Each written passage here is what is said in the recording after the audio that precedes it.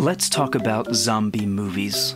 Part excuse for guilt-free gun violence, part social commentary on the mindlessness of modern culture. Passion.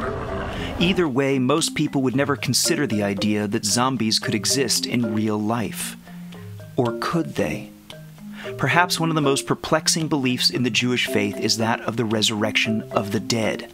Yes, that's right, the conviction held in the rabbinic tradition that after the Messianic era, the righteous will, rise from out of the grave. This is not some fringe view either. References to this mass reawakening fill the pages of the Talmud and make headline appearances in Jewish prayer books. So essential is this belief that Maimonides, the ultimate medieval Jewish philosopher, counted it as one of the 13 core principles of faith that every Jew must recognize. So is the Torah a glorified zombie flick?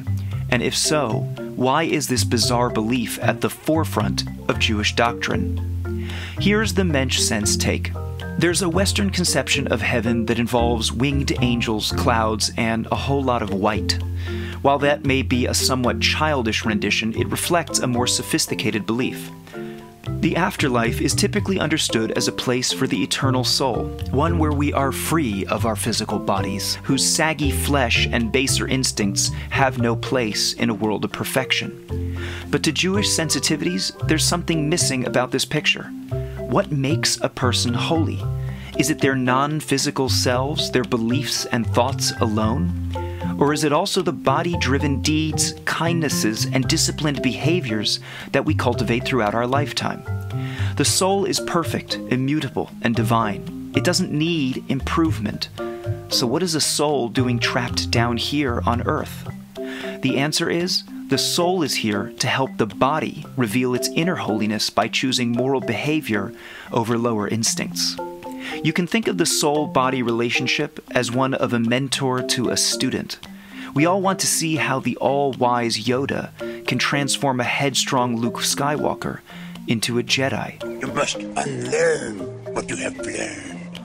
So too, the character arc of a human being is measured not by how much he or she can leave their body behind, but how much their soul can transform their body into something divine. In fact, the Hebrew word for human itself comes from the Hebrew word for dirt. Despite being made of both an earthly element as well as a soul, humans were named after the earthly part of themselves because that's the real marker of their spiritual growth. It is no accident, then, that the Torah contains hundreds of laws that involve concrete physical action, be it religious rituals like eating matzah and lighting Shabbat candles, or interpersonal deeds such as paying workers on time or helping your enemy unload their donkey. While many see this system as an over-ritualized rule book, it is in fact the only way we can actualize our bodily selves on this earth. We don't really know what the next world will look like, and so long as we're alive, it's not really that relevant. But if the body plays an essential role in spiritual growth during this lifetime, then it only seems natural that the body should remain with the soul as a complete entity in the afterlife as well.